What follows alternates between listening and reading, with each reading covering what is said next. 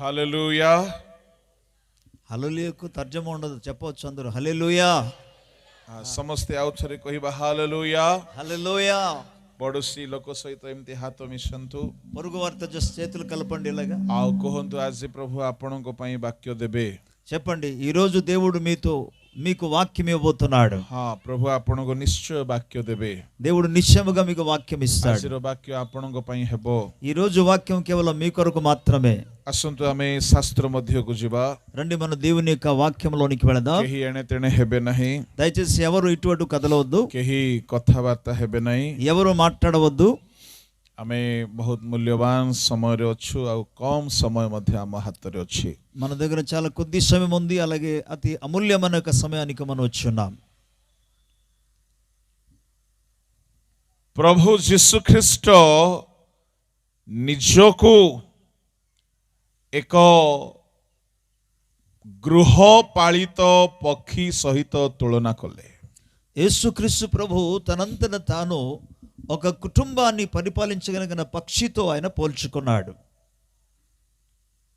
Matthew 23 ଅଧ୍ୟାୟ ତାହାର 37 ପଦରେ మత్తయి సువార్త 23వ అధ్యాయము 37వ వచనములో ନାଇଁ ପଢିବାକୁ କହିଲେ ପଢିବ, ସମୟ ନାହିଁ. ସେଇ ସ୍ଥାନରେ ପ୍ରଭୁ ଯୀଶୁଖ୍ରୀଷ୍ଟ ନିଜେ କହୁଛନ୍ତି, କୁକୁଟି ଯେପରି ଆପଣା ପକ୍ଷ ତଳେ ଶାବକ ମାନଙ୍କୁ ଏକତ୍ର କରେ, ସେହିପରି ମୁଁ ତୋହର ସନ୍ତାନ ମାନଙ୍କୁ ଏକତ୍ର କରିବାକୁ ଇଚ୍ଛା କଲି, କିନ୍ତୁ ତୁମେ ଇଚ୍ଛୁକ ହେଲ ନାହିଁ. అక్కడ ఇలాగ రాయబడింది ఏంటి ఏమనగా, కోడే తన పిల్లలను రెక్కల కింద భద్రపరచున్నట్లుగా నేను మిమ్మల్ని ఎన్నోసార్లు ప్రయత్నము చేశాను, కానీ మీరు దాన్ని ఏమాత్రం అంగీకరించలేదు అని అంటాడు. ପ୍ରଭୁ ଯୀଶୁଖ୍ରୀଷ୍ଟ ଏହି ସ୍ଥାନରେ ନିଜକୁ କୁକୁଟି ସହିତ ତୁଳନା କରୁଛନ୍ତି.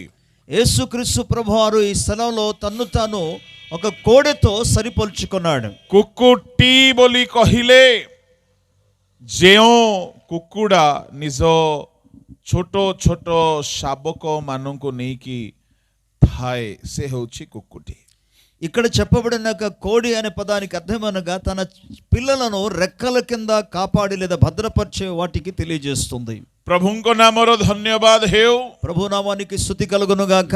ବାଇବଲରେ ପରମେଶ୍ୱର ନିଜକୁ ଅନେକ ସ୍ୱତନ୍ତ୍ର ସ୍ୱତନ୍ତ୍ର ସ୍ୱଭାବ ପ୍ରମାଣ କରାଇବା ପାଇଁ ସ୍ୱତନ୍ତ୍ର ସ୍ୱତନ୍ତ୍ର ପଶୁ ପକ୍ଷୀ ସହିତ ତୁଳନା କରିଛନ୍ତି, କିନ୍ତୁ ସବୁ ବିଷୟରେ ସେ ପଶୁ ପକ୍ଷୀ ସହିତ ତାଙ୍କର ତୁଳନା କରାଯାଇ ପାରିବ ନାହିଁ.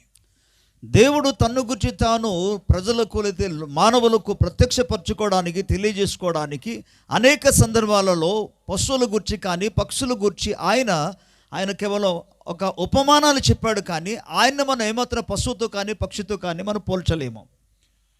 ଗୋଟିଏ ଗୋଟିଏ ବିଷୟରେ ପରମେଶ୍ୱର ନିଜକୁ କୌଣସି କୌଣସି ପଶୁ ବା ପକ୍ଷୀ ସହିତ ତୁଳନା ଦେଲେ.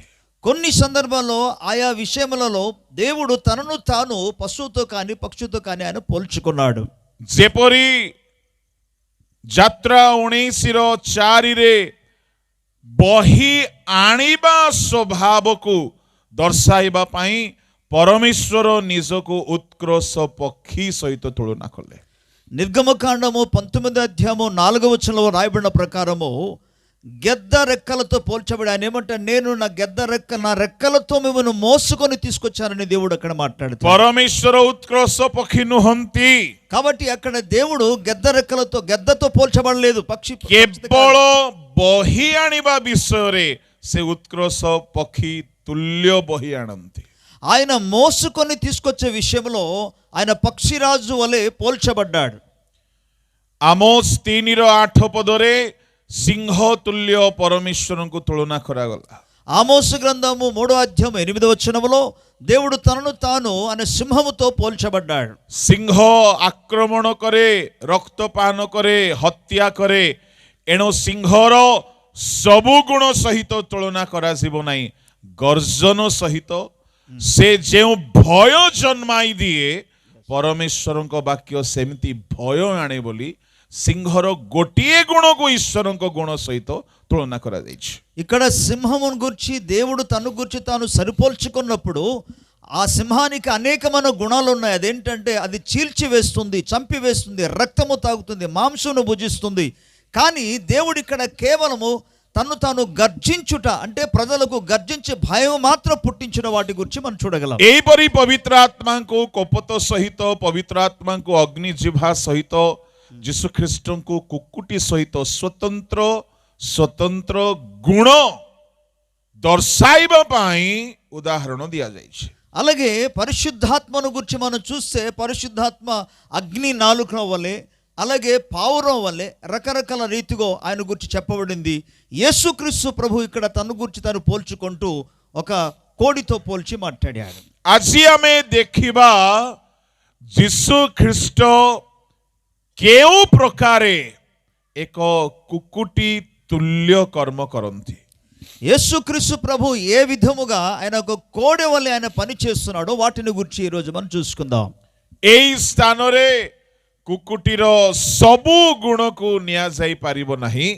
ఇక్కడ కోడెకున్నక అన్ని రకాల గుణాలన్నీ కూడా మనం ఇప్పుడు తీసుకోలేము. కానీ କେବଳ ଦୁଇ ଗୋଟି ଗୁଣ ଯାହା ଯୀଶୁଙ୍କ ଗୁଣ ଅଟେ କୁକୁଟି ଠାରେ ଦେଖାଦିଏ।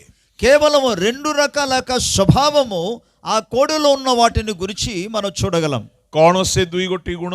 ఏంటి ఆ రెండు రకాల గుణము లేదా స్వభావము? ଆମେ ଦେଖିବା ଟିକେ ପରେ। మనం దాని గురించి మనం చూద్దాం. ଆମେ ସମସ୍ତେ ଗ୍ରାମାଞ୍ଚଳର ଲୋକମାନେ ଏଠାରେ ଅଛୁ। మనం ఇక్కడ అందరూ కూడా ఇంచుమించు ఈ ప్రాంతానికి ଆମେ సంబంధించిన వారు. ସମସ୍ତେ କୁକୁଡ଼ା ବିଷୟରେ ଭଲ ଭାବରେ ଅବଗତ ଅଟୁ। మన గ్రామంలో సంబంధించిన వారు కనుక ఈ కోడెను గురించి అధికంగా మనకు తెలుసు. କୁକୁଡ଼ା ଆପଣମାନେ ନିଶ୍ଚୟ ଘରେ କେବେ ନା କେବେ ତ ପୋଷିଥିବେ। మీరు నిశ్చయముగా కోడెను మీ ఇంట్లలో మీరు పెంచి ఉంటారని నాకు తెలుసు. ସେଇ ଭିତରୁ ଯେଉଁ ଗଞ୍ଜା କୁକୁଡ଼ା ସେ କେବେ କାହାରିକୁ ସୁରକ୍ଷା ଦିଏ ନାହିଁ କି ଆକ୍ରମଣ କରେ ନାହିଁ, ତା ବାଟରେ ସେ ଚାଲେ। ఈ యొక్క కోడి యొక్క జాతులలో పుంజు అనేది ఉంటుంది. అది ఎవరికి కూడా ఇబ్బంది కలగదు, ఎవరిని ఏ విధంగా బాధ కలిగించకుండా తనంతట తాను నడుచుకుని వెళుతుంది. କିନ୍ତୁ ଯେଉଁ କୁକୁଡ଼ା ଛୁଆମାନଙ୍କୁ ଜନ୍ମ ଦେଇଥାଏ, కానీ ఏ కోడి అయితే తన పిల్లలను పెడుతుందో ସେ ଯେତେବେଳେ ଛୁଆମାନଙ୍କୁ ନେଇକି ବାହାରେ ఆ పిల్లలను పట్టుకొని అది బయటికి వెళుతుంది. ତା ଆଖ ପାଖରେ ଯିବା ବିପଦ ସହିତ ଖେଳିବା ଅଟେ। అది ఎలా ఉంటుందంటే సమీపములో ఉన్న ఆపదతో అది ఆట ఆడునట్టుగా ఉంటుంది. ଆପଣମାନେ କେତେ ଜଣ ଘରେ କେବେ ନା କେବେ କୁକୁଡ଼ା ପୋଷିଛନ୍ତି? ଟିକେ ହାତ ଉଠେଇବେ କି? మీలో ఎంతమంది కోళ్లు పెంచుకున్న వాళ్ళు ఉన్నారు? ఒకసారి మీ చేయి పైకి ఎత్తుతారా? ହାତ ଉଠାନ୍ତୁ ଯେଉଁମାନେ ପୋଷିଛନ୍ତି। ఎవరైతే పెంచుకున్నారో వాళ్ళు అలాంటి వారు చేయి పైకి ఎత్తచ్చు. ଆପଣମାନେ ତାହାର ନିଶ୍ଚୟ ଅନୁଭବୀ ଥିବେ। అలాగైతే మీరు నిశ్చయముగా వాటికి అనుభవం మీకు ఉంటుంది. ଆମେ କୁକୁଡ଼ାକୁ ଆଣିକି ପୋଷିବୁ, మనము కోళ్లను తీసుకొచ్చి పెంచుతాము, ତା ପାଇଁ ଗୋଟେ ଘର ବନାଇବୁ, వాటి కొరకు ఒక చిన్న గూడు లేదా ఒక ఇల్లును నిర్మాణం ଆଉ ସେ చేస్తారు. ଘରକୁ କଣ ବୋଲି କହନ୍ତି? ఆ యొక్క ఇంటికి ఏమని పేరు పెడతారు? କଣ କହନ୍ତି? ଗୁଡା। ଏଇଟା ହଉଛି ଲୋକାଲ ଶବ୍ଦ। సరే కరెక్ట్ వర్డ్ వెళ్ళ. ଆମେ ତାକୁ କିଣିକି ଆଣିକି ପୋଷିବୁ, మనము దానేమో కొనేసి తీసుకొచ్చేసి మనం పెంచుతాము, ତା ପାଇଁ ଗୋଟେ ଘର ତିଆରି କରିବୁ, వాటి కోసం ఒక ఇల్లు లేదా గూడు మనం తయారు ତାକୁ చేస్తాము, ସବୁଦିନ ଆମ ଖାଦ୍ୟରୁ ଟିକେ ଟିକେ ଖୁଦ ଚାଉଳ ଦେବୁ, ప్రతి రోజు కూడా మనం భుజిస్తున్న ఆహారం నుండి కొంత ఆహారం వాటికి ତାକୁ ବିଲୁଆ ସାପ ଶତ୍ରୁ ଦାଉରୁ ରକ୍ଷା କରିବୁ, అంతేకాకుండా అనేక సార్లు పిల్లి కావచ్చు, పాము వాటిని నుండి వాటిని కాపాడుతాము. ସେ କେବେ ହେଲେ ଭଡା ଦେବ ନାହିଁ, ସେମିତି ସେ ଘରେ ରହିବ। అది ఎన్నడూ కూడా ఈ యొక్క అద్దె కట్టదు, కానీ అది హాయిగా మాత్రం ఉంటుంది. ଯେତେବେଳେ ତାର ଅଣ୍ଡା ହେଇଯାଏ, దానికి ఎప్పుడైతే గుడ్డు వస్తుందో, ଯେତେବେଳେ ଛୁଆ ଜନ୍ମ କରେ, ఆ గుడ్లలో నుండి ఎప్పుడైతే పిల్లలు బయటకు వస్తాయో ସେତେବେଳେ ସେ ଆପଣଙ୍କୁ ମଧ୍ୟ ସେ ଚିହ୍ନିବ ନାହିଁ। ఆ సమయంలో నిన్ను కూడా అసలు పోల్చదు. ସେତେବେଳେ ସେ କେବଳ ତା ଛୁଆ ମାନଙ୍କୁ ହିଁ ଚିହ୍ନେ। అది ఆ సందర్భాల్లో కేవలం తన బిడ్డలు మాత్రం గుర్తుపెడుతుంది. ଆପଣ କେତେ ଖୁଦ ଦିଅନ୍ତୁ, ଆପଣ ଯଦି ତାର ଛୁଆ ମାନଙ୍କ ପାଖକୁ ଗଲେ କଲା ବୋଲି କହିଲେ ଏମିତି ଗୋଟେ ଚୁମ୍ବନ ଦେବ ଯେ ଆପଣ ଟିଟନେସ୍ ନେବାକୁ ପଡ଼ିପାରେ, ନିମୋସ୍ଲାଇଡ୍ ନେବାକୁ ପଡ଼ିପାରେ, ବ୍ୟାଣ୍ଡେଡ୍ ଲଗେଇବାକୁ ପଡ଼ିପାରେ, ଔଷଧ ଖାଇବାକୁ ପଡ଼ିପାରେ, ଦରକାର ପଡ଼ିଲେ ପାରାସିଟାମୋଲ ବି ନେବାକୁ ପଡ଼ିପାରେ। ଏମିତି ହେଇଯାଏ ସିଏ। ଆପଣଙ୍କୁ ସେ ସେତେବେଳକୁ ବିଲକୁଲ ବି ଚିହ୍ନିବ ନାହିଁ। କେବଳ ତାର ଛୁଆ ମାନଙ୍କର ସୁରକ୍ଷା ତାର ଫର୍ଷ୍ଟ ପ୍ରାୟୋରିଟି ହେଇକି ଥାଏ। తన పిల్లలను పెట్టిన తర్వాత ఒకవేళ ఎవరైనా సరే వాటి మీదికి వచ్చితే చాలా ప్రమాదకర విషయం ఏంటంటే అది ఏమాత్రం కూడా నిన్ను పోల్చదు. నీవే పెంచినా సరే నీ గురించి అసలు పట్టించుకోదు. కానీ అది కేకలు వేస్తూ ఎవరైతే వాటి మీదకి వస్తారో వారి మీదకి వచ్చి వారిని అది పూర్తిగా చీల్చడానికి అలాగే కొట్టడానికి ప్రయత్నం చేస్తారు. అది ఒకవేళ కొడితే ఏమవుతుందంటే కొన్ని సందర్భాల్లో నీకు గాయమవుతుంది. వాటి మూలంగా మెడిసిన్ తీసుకోవాల్సిన పరిస్థితిలోనికి వెళతారు. ଆପଣ ତାକୁ ଏତେ ବର୍ଷରୁ ପୋଷିଛନ୍ତି କିନ୍ତୁ ଛୁଆ ହେଇଗଲା ପରେ ସେ ଆପଣଙ୍କୁ ମଧ୍ୟ ବିଶ୍ୱାସ କରୁନାହିଁ। ఎన్నో సంవత్సరం నుండి వాటిని మీరు పెంచినప్పటికీ కూడా వాటికి పిల్లలు కలిగిన తర్వాత నిన్ను కూడా అది ఏమాత్రం ଆପଣ ଦେଲେ ସେ ଖାଇବ କିନ୍ତୁ ତା ଛୁଆ ପାଖକୁ ଗଲେ ସେ ମଗିବ ନାହିଁ। మీరు ఇస్తే అది తింటుంది, కానీ తన బిడ్డల వైపు వెళ్ళారనుకోండి, పిల్లల వైపు అది ఏమాత్రం కూడా ఆగదు। ଆପଣ ତାକୁ ଏ ପର୍ଯ୍ୟନ୍ତ ଯତ୍ନ ନେଇକି ଆସିଥିଲେ ସେ ଛୁଆ ପାଖକୁ ଗଲେ ସେ ଆପଣଙ୍କୁ ବିଶ୍ୱାସ ଭରସା କରିବ ନାହିଁ। ଛୁଆର ସୁରକ୍ଷା ତାହାର ପ୍ରଥମ ପ୍ରାୟୋରିଟି ଅଟେ। మీరు అప్పటి నుండి ఎంతగా మీరు పోషించి పెంచి తీసుకొచ్చినప్పుడు కూడా మిమ్మల్ని గురించి ఏమాత్రం పట్టించుకోకుండా కేవలం తన బిడ్డలకు కాపుదల కొరకు మాత్రము అది ప్రయత్నం చేస్తుంది। ଏଣୁ ଯୀଶୁଖ୍ରୀଷ୍ଟ ନିଜକୁ କୁକୁଟି ସହିତ ତୁଳନା କରୁଛନ୍ତି। అందుకే యేసు ప్రభువారు తన్ను తను ఒక కోడితో పోల్చుకున్నాడు। ଦୁଇ ଗୋଟି ବିଷୟକୁ ନେଇକି రెండు విషయాల గురించి అది పట్టించుకుంటుంది। ସେ କହିଲେ గో జెరూసలేం, గో జెరూసలేం। ఆయన అంటున్నాడు, ఓ యెరూషలేమా, ఓ యెరూషలేమా, ତୁ ଆପଣ ଭାବବାଦୀ ପ୍ରେରିତ ମାନଙ୍କୁ ପ୍ରସ୍ତରାଘାତ କଲୁ, నువ్వు ప్రవక్తలను నువ్వు చంపిన దానవు। କୁକୁଟି ଯେପରି ଆପଣା ପକ୍ଷ ତଳେ ଶାବକ ମାନଙ୍କୁ ଏକତ୍ର କରେ ସେପରି ମୁଁ ଏକତ୍ର କରିବାକୁ କେତେ ଥର ଇଚ୍ଛା କଲି। కోడి తన పిల్లలను రెక్కల కింద ఎలాగూ చేర్చుకొనునో అలాగే నేను నీ పిల్లలను ఎన్నో మార్లు చేర్చుకొనుటకు ప్రయత్నము చేసి తిని అంటున్నాడు। ତାମାନେ ପ୍ରଥମ ବିଷୟ ଯୀଶୁ ଯାହା ନିଜ ଲୋକମାନଙ୍କ ପାଇଁ ଚାହିଁଲେ ତାହା ଥିଲା ଏକତା। మొదటి విషయం అనగా యేసుక్రీస్తు ప్రభు తన ప్రజల గురించి కలిగి ఉన్న ముఖ్య ఉద్దేశం ఏంటంటే ఐక్యత। କିନ୍ତୁ ଏକତା ପୂର୍ବରୁ ସେ ଚାହୁଁଥିଲେ ପକ୍ଷ ତଳେ ସମସ୍ତଙ୍କୁ ସୁରକ୍ଷା। ఈ ఐక్యతకు ముందుగా ఆయన కోరుకున్నది ఏంటంటే ప్రతి ఒక్కరికి కూడా కాపుదల లేదా సంరక్షణ ఇవ్వాలి। ତାହେଲେ ଆଜି ବି ପ୍ରଭୁ ଯୀଶୁ ଚାହୁଁଛନ୍ତି ଆମ ସମସ୍ତଙ୍କର ଏକତା ରହୁ ଏବଂ ଆମ ସମସ୍ତେ ସୁରକ୍ଷିତ ରହୁ। ఈనాడు కూడా దేవుడు కోరుకుంటున్న విషయం ఏంటంటే మనమందరము కూడా ఐక్యత కలిగి ఉండాలి, అలాగే మనం సురక్షితముగా ఉండాలనేది ప్రభుଙ୍କ ଲୋକମାନେ କେମିତି ଆମେ ସୁରକ୍ଷିତ ହେବା, କେମିତି ଆମେ ଏକ ହେବା। ప్రియమైన దేవుని ప్రజలారా, ఎలాగున మనం ఐక్యము కలిగి ఉండగలము, ఎలాగున మనం సురక్షిత కలిగి ఉండగలిగాం। এই পদକୁ ପଢିଲେ ଲାଗୁଛି ଯୀଶୁ ଖ୍ରୀଷ୍ଟ ଏକ କରିପାରିଲେ ନାହିଁ, ସାର୍ଥକ ହେଲେ ନାହିଁ ପରି ଲାଗୁଛି। ఈ వచనం చదివినప్పుడు ఏమనిపిస్తుందంటే ఆయన ఐక్యపరచలేకపోయాడని, దాన్ని సాధించలేకపోయాడనే విషయాన్ని మనకు అర్థమవుతుంది। କାହିଁକି ସେ କହୁଛନ୍ତି ମୁଁ ଇଚ୍ଛା କଲି ତୁମେ ଇଚ୍ଛୁକ ହେଲ ନାହିଁ। ఎందుకంటే ఏమంటే నేను అనేక మార్లు మిమ్మల్ని ఐక్యపరచడానికి ప్రయత్నం చేశాను, కానీ మీరు దానికి లోబడలేదు అన్నాడు। ଆମ ପ୍ରଭୁ ଯୀଶୁ କେବେ ବି ହାରନ୍ତି ନାହିଁ। అయితే మన ప్రభు అయిన యేసు ఎన్నడూ కూడా ఓడిపోడు, ఓటమి ସେ పాలకాడు। 3.5 ବର୍ଷ କାଳ ଇଚ୍ଛା କଲେ ଇସ୍ରାଏଲୀୟ ମାନଙ୍କୁ ଏକ କରିବା ପାଇଁ, ସୁରକ୍ଷା ଦେବା ପାଇଁ, କିନ୍ତୁ ଇସ୍ରାଏଲୀୟ ମାନେ ଇଚ୍ଛା କଲେ ନାହିଁ। ఆయన 3.5 సంవత్సరాలు ఇజ్రాయెల్ ప్రజలందరూ కూడా ఐక్యపరచడానికి ప్రయత్నము చేశారు, కానీ వారు ఏమాత్రము కూడా దాన్ని వారు లోబడలేకపోయారు। କିନ୍ତୁ ଯୀଶୁଙ୍କର ମିଶନ ଅନସକ୍ସେସ୍ ହେଇକି ରହି ନାହିଁ। అయితే యేసు ప్రభు వారి యొక్క పరిచర్య ఆ సఫలము లేకుండా లేకపోతే ఓటమి పాలమై ఆగిపోలేదు. ସେ ସାର୍ଥକ ହେଲେ, ఆయన విజయము సాధించాడు. ସେ ସଫଳ ହେଲେ, ఆయన సాఫల్యమును పొందుకున్నాడు. ସେ ଆପଣା ପକ୍ଷ ତଳେ ସମସ୍ତଙ୍କୁ ଏକ କରିପାରିଲେ. ఆయన తన రెక్కల కింద అందరిని ఆయన ఐక్యపరచగలిగాడు. ଖାଲି ଏକ କରିନାହାନ୍ତି, ସୁରକ୍ଷା ବି ଦେଲେ. కేవలం ఐక్యపరచడం కాదు, వాటికి సంరక్షణ ମୁଁ ఇచ్చాడు. ଆପଣମାନଙ୍କୁ ଗୋଟେ ଛୋଟ ప్రశ్న ପଚାରିକି ବାକ୍ୟ ଆଡକୁ ଯିବି. నేను మీకు ఒక చిన్న ప్రశ్న అడిగిన తర్వాత వాక్యంలోకి తీసుకువెళ్తా. ସୁରକ୍ଷା ପ୍ରଥମେ ନା ଏକତା ପ୍ରଥମେ? ఇక్కడ అంటే సౌరక్షంగా భద్రపరిచి ఉంచడము మొదటిదా, లేకపోతే ఐక్యత కలిగి ఉండడం మొదటిదా? କୁକୁଟି ପ୍ରଥମେ ସୁରକ୍ଷା ଦିଏ ନା ପ୍ରଥମେ ଏକ କରେ ଆଉ ତାପରେ ସୁରକ୍ଷା ଦିଏ? కోడి మొదట సంరక్షణ ఇచ్చిన తర్వాత ఐక్యత ఇస్తుందా, లేకపోతే ఐక్యపరిచిన తర్వాత సంరక్షణ ఇస్తుందా? ଆପଣମାନେ ଯାହା ବି କହିବେ ପ୍ରଶ୍ନ ଉତ୍ତର ପାଇଁ ସମୟ ନାହିଁ, మీరు ఏదైనా చెప్పవచ్చు, ఇక్కడ ప్రశ్న జవాబు కొరకు సమయం లేదు. କିନ୍ତୁ ବାଇବଲରେ ପ୍ରଭୁ ଯୀଶୁ ପ୍ରଥମେ ସୁରକ୍ଷା ଦେଲେ.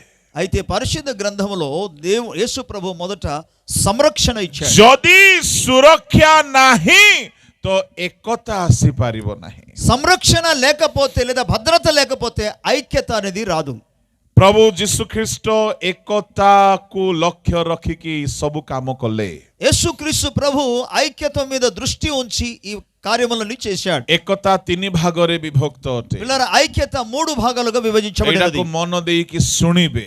ఇది మీరు ధ్యానంతో వినండి. ପ୍ରଥମ, మొదటిది ମନୁଷ୍ୟକୁ ଈଶ୍ୱରଙ୍କ ସହିତ ଏକ କରାଇବା. మానవులను దేవునితో ఐక్యపరచుట. ଦ୍ୱିତୀୟ ଏକତା, ଏକ ମନୁଷ୍ୟକୁ ଆଉ ଗୋଟିଏ ମନୁଷ୍ୟ ସହିତ ଏକ କରାଇବା. ఒక మనిషిని మరొక మనిషితో ఐక్యపరచుట. ତୃତୀୟ ଏକତା, మూడవదిగా ଜଣେ ମନୁଷ୍ୟ ନିଜ ମନ, ହୃଦୟ, ବିବେକ ସହିତ ଏକମତ ହେବା. ఒక వ్యక్తి తన యొక్క ప్రాణ, ఆత్మ, శరీరం, వివేకమంతుడితో కూడా ఐక్యముగా ఉండడం. ଏ 3 ଗୋଟି ଏକତା ଯଦି ନାହିଁ, ଆପଣ ପ୍ରଭୁଙ୍କ ଠାରେ ନାହାନ୍ତି. ఈ 3 రకాల ఐక్యము కానీ లేకపోతే మీరు ప్రభువునందు లేరు. ଆପଣଙ୍କ ପାଇଁ ବିପଦ ଅଛି, మీ కొరకు అపాయము ఉన్నది, ଆପଣଙ୍କ ପାଇଁ ଅସୁବିଧା ଅଛି. మీకు సమస్య ఉన్నది. ପ୍ରଭୁଙ୍କ ଲୋକମାନେ దేవుని ప్రజలారా ବଡ଼ ଧ୍ୟାନ ଦେଇକି ଶୁଣିବେ. జాగ్రత్తగా వినండి. ଏକତା ଏଡ଼େ ଶସ୍ତା ନାହିଁ. ప్రియులారా, ఐక్యత అనేది అంత సులువైనది కాదు. ଗୋଟିଏ ପରିବାରରେ 5 ପ୍ରାଣୀ ରହୁଛନ୍ତି, 5 ଜଣ ଚର୍ଚ୍ଚ ଯାଉନାହାନ୍ତି. ఒక్క కుటుంబంలో 5గురు ఉంటారు, కానీ 5గురు దేవుని మందిరానికి ତା వెళ్ళారు. ମାନେ ଗୋଟିଏ ଘର, ଏକ ଘରେ ରହିକି ବି ଏକ ଉଦ୍ଦେଶ୍ୟ, ଏକ ମନ ରହୁନାହିଁ. ఒక్క ఇంటిలోనే ఉన్నప్పుడు కూడా ఒకే ఉద్దేశము కలిగి ఏక మనస్సు కలిగి ఉండటం లేదు. ପ୍ରଭୁଙ୍କ ଲୋକମାନେ ଏକ ରୋଟିରୁ ଆମେ ଭୋଜନ କରୁ, ତଥାପି ଆମ ଭିତରେ ବିଭିନ୍ନତା ରହୁଛି. దేవుని ప్రజలారా, ఒక్క రొట్టె నుండే మనం భుజిస్తున్నాము, కానీ మనలో ఎటువంటి ఐక్యత లేదు, విభేదాలు ఉంటాయి. ସ୍ୱାମୀ ସ୍ତ୍ରୀ ଦୁହେଁ ଏକାଙ୍ଗ ବୋଲିକି କହିଲେ ମଧ୍ୟ ଏମାନଙ୍କ ହୃଦୟ, ମନ, ଚିନ୍ତା, ଭାବନା, କଥାବାର୍ତ୍ତା ଏକ ହେଉନାହିଁ. భార్య భర్త వారు ఏక శరీరమై ఉందురని రాయబడినప్పుడు కూడా వారి యొక్క మనస్సు, వారి యొక్క ఆలోచన, వారి యొక్క మాటలు, క్రియలంతా కూడా ఐక్యతగా ఉండదు. ବେଳେବେଳେ ଏକ ପ୍ରଭୁଙ୍କର ସେବା କରିବା ସେବକମାନେ ଏକ ମଞ୍ଚରେ ଥାଇକି ବି ଏକ ରହୁନାହାନ୍ତି. కొన్ని సందర్భాల్లో దేవుని సేవ చేస్తున్న దైవ సేవకులు కూడా ఒకే వేదిక మీద ఉన్నప్పుడు కూడా ఐక్యత కలిగి వాళ్ళు ఉండరు. କାହିଁକି ଏକତା ଏତେ କଠିନ ଲାଗେ? ఎందుకు అసలు ఈ ఐక్యత అనేది అంత కష్టముగా కనబడుతుంది? 5 ଜଣ ଗୋଟିଏ ଘରେ ମନେକର ରହୁଛନ୍ତି, మనం అనుకుందాం 5గురు ఒక ఇంట్లో ఉంటున్నారు అనుకోండి. ଚାଲ ଆଜି ସମସ୍ତେ ଗିର୍ଜା ଉପାସନା ଯିବା ବୋଇଲା ବେଳକୁ 4 ଜଣ ଯାଉଛନ୍ତି, ଜଣେ ଯାଉନାହାନ୍ତି. రండి మన అందరూ కూడా ఈ రోజు మనం చర్చికి వెళదాం అన్నప్పటికీ 4గురు వెళ్తారు, ఒకరు ఆగిపోతారు. ସମସ୍ତେ ପରିବର୍ତ୍ତନ ହେଲା ବେଳକୁ ଜଣେ ଜଣେ ହେଉନାହାନ୍ତି. మార్పు చెందే విషయంలో కొంతమంది మార్పు చెందితే మరి కొందరేమో మార్పు చెందకుండా ఉంటారు. ପ୍ରଭୁଙ୍କ ଲୋକମାନେ କାହିଁକି ଏତେ କଠିନ ହେଉଛି ଏକରେ ରହିବା, ଏକ ହୋଇ ରହିବା? దేవుని ప్రజలారా, ఎందుకు ఐక్యత కలిగి ఉండడం అనేది ఇంత కష్టముగా ఎందుకు ఉన్నది? କାହିଁକି ଏକତା କଷ୍ଟ ବୋଲି କହିଲେ, ఎందుకు ఐక్యత కష్టము అనగా ପ୍ରଭୁ ଯୀଶୁଙ୍କ ଠାରୁ ଆମେ ତାହା ଦେଖିପାରିବା. యేసు ప్రభు యొద్ద నుండి దాన్ని మనం చూడగలం. ଶୟତାନ ସବୁବେଳେ ଚାହିଁବ ଆପଣଙ୍କ ଘରେ ଭାଇ ଭାଇ ଭିତରେ ନିଜ ସହିତ ଏକ ହେଇକି ନ ରୁହନ୍ତୁ. అపవాది లేదా సాతానుడు ఎల్లప్పుడూ ఆయన కోరుకున్నది ఏంటంటే అన్నదమ్ముల మధ్య కానీ అక్క చెల్లుల మధ్య కానీ వారి అన్నడు కూడా ఐక్యము కలిగి ఉండకూడదు. आमे एक थिला परी लागुथिबो, మనం కలిసి ఉన్నట్టుగానే కనబడుతుంటది. आमे समस्तଙ୍କୁ देखिले फोटो रे एक परी लागुथिबो. ఆ ఫోటోలు చూసినప్పుడు అందరూ ఒకేలాగా ఉన్నట్టు కనబడతారు. फोटो गुडा करे आमे सब बहुत सजई धजई हेई एक हेई देखा जाओ.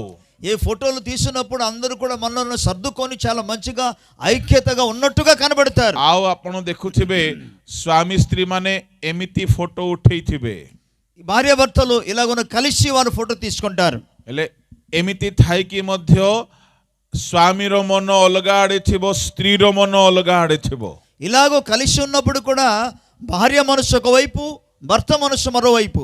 नुआ नुआ रे विवाह हेइतिबा स्वामी स्त्री माने एमिति कोन गोटे हेकि उठेइ थाउछंती. కొత్తగా పెళ్లి చేసుకున్న వారు ఇలాగూ చెయ్యి ఇలా కట్టుకొని పట్టుకొని వాళ్ళు తిరుగుతుంటారు. खाली फोटो गुडा करे भलो थाउछि, వారు కేవలం ఫోటోలు మాత్రం మంచిగా ఉంటారు मन मिसु नाही. కానీ మనస్సు కలవటం లేదు. कारण कोन अटे? కారణం ఏంటి అసలు? प्रभुଙ୍କ लोक माने बहुत बड़ कारण गोटे अछि. దేవుని ప్రజలలో చాలా ఒక కారణం, పెద్ద కారణం ఉన్నది. आपण केते बुझांतु निजर जीवन साथी को, मु स्त्री को बोली कहिबि नाही, काहेकि स्वामी माने भी अछंती गंडगोलिया, स्त्री माने अछंती चिड़चिड़िया, कहा घरे को भाग कोन पडिछि हमें जानू ना हो. आपण जेते भी बुझांतु जीवन साथी को बुझु नाही. జీవిత భాగస్వామికి మీరు ఎంత చెప్పినప్పుడు కూడా పురుషుడేమో గొడవ చేసేవాళ్ళు ఉంటారు, స్త్రీ ఏమో గయాలుగా ఉంటుంది, రకరకాల స్థితిలో ఉన్నారు. ఎంత చెప్పినా సరే వారు మాత్రము కూడా ఐక్యము కలిగి ఉంటారు. बेले बेले पुओ झियो मानको देकी समस्या होउछि. కొన్ని సందర్భాలలో కొడుకు కూతుర్లు మూలంగా కూడా సమస్యలు వస్తాయి. मु आपनको कहिबा पई चाहे काहेकि एकता रहु नाही. నేను మీకు ఏం చెప్పబోతున్నా అంటే అసలు ఎందుకు ఐక్యత కలిగి ఉండలేకపోతున్నారు? आमे समस्ते आज चर्च बा बोइला बेलको केते लोग जाउ नांते.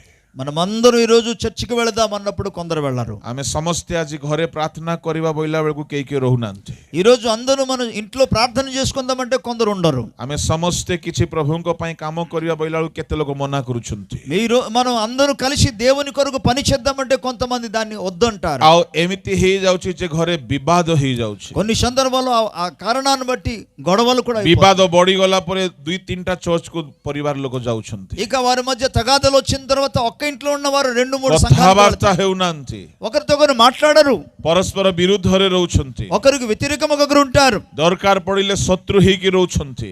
అవకాశం వస్తే ఒకరికొకరు శత్రుగా ఉంటారు, क्षति करिबा पई चाहुछंती. ఇతరులు హాని చేయడానికి ఇష్టపడతారు. प्रभुଙ୍କ लोक माने एते भयंकर हेई जाउछि जे परिशेष रे मोरा कटा हणा आडको पळौछि. దేవుని ప్రజలారా ఎంత భయంకరంగా మార్పు పొందుతున్నారంటే ఒకరినొకరు కొట్టుకోవడం అలాగే చంపుకోవడం స్థితిలోని కూడా स्वामी వెళ్తున్నారు. स्त्री छाड़ो पत्र आडको पळौछंती. అలాగే భార్యాభర్తలు విడాకులు తీసుకునే పరిస్థితికి मंडली వస్తారు. भाग भाग हेई जाउछि. సంఘాలేమో వేరు వేరు భాగాలు पाळको చేయబడతాయి. पाळको कथावार्ता हेउनांती. ఒక పాస్టర్ గారు మరో పాస్టర్ గారితో మాట్లాడారు. एडाको सस्ता सहज जिंस बोली भाबंतु नाही. కనుక ఇది చాలా సులువైనది లేకపోతే తేలికగా దొరికిందని आसी అనుకోవద్దు. आम परिवार मानंगरे मंडली मानंगरे एकतार बड़ अभाव अछि.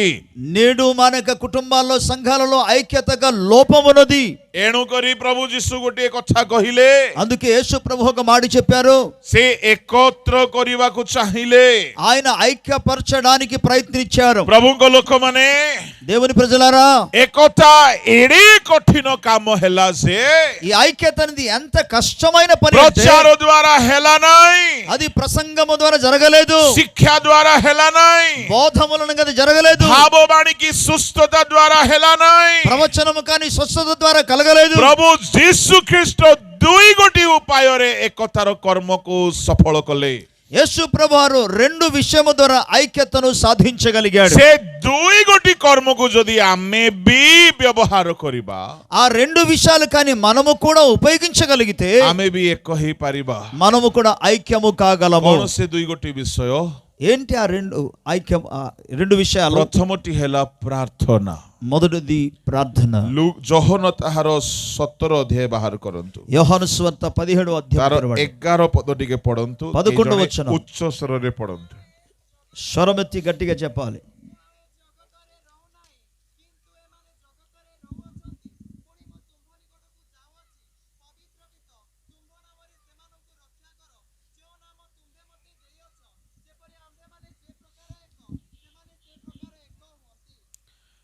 ପ୍ରଭୁ ଯୀଶୁ ଖ୍ରୀଷ୍ଟ ବାଇବଲରେ ଅନେକ ସ୍ଥାନରେ ପ୍ରାର୍ଥନା ନିଜେ କରିଛନ୍ତି, ଶିଖେଇଛନ୍ତି, ଏମିତି କିଛି କିଛି ଘଟଣା ଅଛି। పరిశుద్ధ గ్రంథమందు యేసుక్రీస్తు ప్రభువారు అనేక సందర్భాలలో తను సొంతగా ప్రార్థన చేశారు, అలాగే ప్రార్థన నేర్పించారు. ఇటువంటి సందర్భాలు చూడగలం. ଆଉ ଗେସିମନୀରେ କରିଛନ୍ତି, ପର୍ବତରେ କରିଛନ୍ତି, ଆଉ ଶିଷ୍ୟମାନଙ୍କୁ ଶିଖାଇଛନ୍ତି, ପୁଣି ଏଇ ଜାଗାରେ ଗୋଟିଏ ସ୍ୱତନ୍ତ୍ର ପ୍ରାର୍ଥନା ସେ କରୁଛନ୍ତି। గెత్సేమను తోటలో ఆయన ప్రార్థన చేశారు, ఒలీవల కొండ మీద ప్రార్థన చేశారు, అలాగే శిష్యులకు కూడా ఆయన ప్రార్థన నేర్పించారు. ఇక్కడ ఆయన చేసిన ప్రార్థన కూడా చూడగలం. ତନ୍ମଧ୍ୟରୁ ଦୁଇ ଗୋଟି ପ୍ରାର୍ଥନାରେ ସେ ଏକତାକୁ ବଡ଼ ଜୋର ଦେଇକି ପ୍ରାର୍ଥନା କରିଛନ୍ତି। వాటన్నిటిలో కూడా ఐక్యతను గురించి యేసు ప్రభువారు చాలా గట్టిగా ప్రార్థన చేయడం మనకు కనబడుతుంది. ଏଠାରେ ସେ କହୁଛନ୍ତି, ఇక్కడ ఆయన చెప్తున్నారు, ପିତା ମୁଁ ପ୍ରାର୍ଥନା କରୁଅଛି। తండ్రి ତାର 9 ପଦ ଯଦି ଆମେ ଦେଖିବା, 9వ వచనం మనం చూస్తే, ମୁଁ ପ୍ରାର୍ଥନା କରୁଅଛି। କୁହନ୍ତୁ, ପଢ ନାହିଁ ବାବୁ, ତମେର ତନ୍ଦ୍ରା ହୁଅ ନାହିଁ, ପଢ ବୋଇଲେ ପଢିବ। କୋଉଟା କାଟିବି କୋଉଟା କହିବି ବୋଲି ମୋର ଚିନ୍ତା ମତେ, ତୁମେ ଆମର ସମୟ ଖାଇବ କି? ବୋलो ୟେଶୁ ମसीह की ହାଲେଲୁୟା। హల్లెలూయా. ପ୍ରଭୁଙ୍କ ନାମର ଧନ୍ୟବାଦ ହେଉ। ప్రభు నామానికి స్తుతి కలుగును గాక. ଯୀଶୁ ପ୍ରାର୍ଥନା କରୁଛନ୍ତି, యేసు ప్రార్థిస్తున్నారు. ଆଉ ପ୍ରାର୍ଥନା କରିକି ସେ କହୁଛନ୍ତି, ప్రార్థిస్తూ ఆయన ఏమంటున్నారంటే, ପିତା ତୁମ୍ଭ ନାମରେ ସେମାନଙ୍କୁ ରକ୍ଷା କର, తండ్రి నీ నామమందు వారిని కాపాడుము, ଯେପରି ଆମେ ଏକ ସେମାନେ ବି ଏକ ହେବେ। మనము ఏకమై ఉండులాగున వారు కూడా ఏకమై ఉండులాగున। ତା ମାନେ ଯୀଶୁ ଖ୍ରୀଷ୍ଟ ପ୍ରାର୍ଥନା କରିବାର ଦରକାର ପଡିଲା। అంటే యేసు ప్రభువారు ఇక్కడ ప్రార్థన చేయవలసిన అవసరత పడింది. କଣ ଯୀଶୁଙ୍କର ପ୍ରାର୍ଥନା ବିଷୟ? యేసు ప్రభువారి యొక్క ప్రార్థన విషయం ఏంటి? ఇక్కడ ଚାକିରି ନୁହେଁ, ఇక్కడ ఉద్యోగం కాదు, ବ୍ୟବସାୟ ନୁହେଁ, వ్యవసాయం కాదు, ବିବାହ ନୁହେଁ, పెళ్లి కాదు, ଧନ ସମ୍ପତ୍ତି ନୁହେଁ। ధన సంపాదన కాదు. ଯୀଶୁ ପ୍ରାର୍ଥନା କରୁଛନ୍ତି, యేసు ఇక్కడ ప్రార్థిస్తున్నారు, ପିତା ଏମାନଙ୍କୁ ରକ୍ଷା କର, తండ్రి వీరిని కాపాడుము, ସେମିତି ଏମାନେ ଏକ ହେବେ। వారు ఐక్యముగా ఉన్నట్టుగా ଆଉ కాపాడుము। ସେ ଏକ କାହା ତୁଲ୍ୟ ହେବେ? ఆ ఐక్యత ఎలాగుండాలి? ଆମେ ପିତା పుత్ర ପବିତ୍ର ଆତ୍ମା ସେମିତି ଏକ। తండ్రి కుమార పరిశుద్ధాత్మ ఎలాగో ఏకముగా ଆମ ఉన్నామో ఆ ତିନି విధంగా ଜଣଙ୍କର ମନ ଏକ, మన ముగ్గురుగా మనస్సు ఒకటి, ଆମର ଶକ୍ତି ଏକ, మనకు శక్తి ఒకటి, ଆମର ସ୍ୱଭାବ ଏକ, మన స్వభావం ఏకమై ଆମର ఉన్నది, ବୁଦ୍ଧି ଏକ, మనకు బుద్ధి ఏకమై ଆମର ఉన్నది, ଉଦ୍ଦେଶ୍ୟ ଏକ, మనకు ఉద్దేశములు ఒకటి, ଆମର ମନ ଚିନ୍ତା ଭାବନା ଏକ। మనకు మనసు చింత అలాగే ఆలోచన ଆମେ ఒకటి। ତିନି ଜଣ ବ୍ୟକ୍ତି ଅଲଗା ଅଲଗା ହେଲେ ହେଁ ముగ్గురు వ్యక్తిత్వం వేరుగా ఉన్నప్పటికీ ପିତାର ସ୍ୱଭାବ, ପୁତ୍ରଙ୍କର ସ୍ୱଭାବ, ପବିତ୍ର ଆତ୍ମାଙ୍କର ସ୍ୱଭାବ ଏକ ଅଟେ। తండ్రి యొక్క స్వభావము, కుమారుని యొక్క స్వభావము, పరిశుద్ధాత్మ యొక్క స్వభావము ఏకమై ఉన్నది. ଯୀଶୁ ପ୍ରାର୍ଥନା କରୁଛନ୍ତି, యేసు ప్రార్థన చేస్తున్నారు, ସ୍ତ୍ରୀର ସ୍ୱଭାବ, ସ୍ୱାମୀର ସ୍ୱଭାବ, ପୁଅର ସ୍ୱଭାବ, ଝିଅର ସ୍ୱଭାବ ଏକ ହେଉ। భర్త యొక్క స్వభావము, భార్య యొక్క స్వభావము, అలాగే కుమారుని స్వభావము, కుమార్తె యొక్క స్వభావము ఏకముగా ఉండాలి. ତାମାନେ ଯୀଶୁଙ୍କୁ ଯଦି ପ୍ରାର୍ଥନା କରିବାର ଦରକାର ପଡିଲା, యేసు ప్రభే వీటి కొరకు ప్రార్థన చేయవలసిన అవసరం ఉంటే ଆପଣଙ୍କୁ ଆଉ ମତେ କେତେ ଅଧିକ ପ୍ରାର୍ଥନା ନ ଦରକାର? నీవు నేను మనం ఇంకా ఎంత అధికముగా ప్రార్థన ଶିକ୍ଷା చేయాలి? ଦ୍ୱାରା ହେଲା ନାହିଁ। బోధ వలన జరగలేదు. ପ୍ରଭୁଙ୍କ ଲୋକମାନେ ଏକତା ଖାଲି ଶିକ୍ଷା ଦେଲେ ଆସିବ ନାହିଁ। దేవుని ప్రజలారా కేవలం బోధిస్తే ఐక్యత రాదు. ଯୀଶୁ ଖ୍ରୀଷ୍ଟ ପ୍ରାର୍ଥନା କଲେ, యేసు క్రీస్తు ఈ విషయంలో ప్రార్థించారు, ଆଉ ସେ ଶିଷ୍ୟମାନଙ୍କୁ ବି ଶିଖାଇଲେ। ఆయన శిష్యులకు కూడా ఈ ప్రార్థన ହେ నేర్పించారు. ଆମ୍ଭମାନଙ୍କ ସ୍ୱର୍ଗସ୍ଥ ପିତା, ତୁମ୍ଭ ନାମ ପବିତ୍ର ବୋଲି ମାନ୍ୟ ହଉ, ତୁମର ରାଜ୍ୟ ଆସୁ। ତାପରେ ପରେ ଗୋଟେ ଧାଡି ସେ କହୁଛନ୍ତି, ଯେପରି ସ୍ୱର୍ଗରେ ସେପରି ପୃଥିବୀରେ ତୁମର ଇଚ୍ଛା ସଫଳ ହେଉ। యేసు ప్రభు ప్రార్థన నేర్పిస్తూ, పరలోకమందున నా తండ్రి మీ నామం పరిశుద్ధపరచబడును గాక, నీ రాజ్యం వచ్చును గాక అని చెప్పిన తర్వాత 3వ లైన్లో ఏమంటా అంటే, పరలోకమందు నీ చిత్తము ఎలాగో జరుగుచున్నదో భూమి యందు కూడా నీ చిత్తము అలాగున నెరవేర్చబడును గాక। ତାମାନେ ଏକତା ସ୍ୱର୍ଗରେ ଯେମିତି ପୃଥିବୀରେ ସେମିତି ସ୍ୱର୍ଗ ପୃଥିବୀ ଏକ ହେଉ। ఆ ఐక్యతను గురించి మాట్లాడుతూ ఏమంటాడంటే, పరలోకమందు ఎటువంటి ఐక్యతగా ఉన్నదో భూలోకమందు కూడా అటువంటి ఐక్యత కలిగి ఉండాలి। ପ୍ରଭୁଙ୍କ ଲୋକମାନେ ପିତା ପୁତ୍ର ପବିତ୍ର ଆତ୍ମାଙ୍କର ଗୁଣ, କଥାବାର୍ତ୍ତା, ଚିନ୍ତା ଭାବନା, ଉଦ୍ଦେଶ୍ୟ ସବୁ ଏକ ଅଟେ। తండ్రి కుమార పరిశుద్ధాత్మ దేవుని యొక్క వారి యొక్క స్వభావమును, గుణ లక్షణాలు, వారి యొక్క మాటలు కానీ, వారి యొక్క ఆలోచనలు కానీ సమస్తము ఏకమై ఉన్నది, ఐక్యమున్నది। ଆଉ ଯୀଶୁ କହୁଛନ୍ତି, యేసు ప్రభు ఇక్కడ అంటున్నారు, ଆମେ ଯେମିତି ଏକ ଏମାନେ ସେମିତି ଏକ ହେଉ। మనము ఏకముగా ఉండులాగున వీరు కూడా ఏకమై ଆଜି ఉండాలి. ଆପଣ କହିପାରିବେ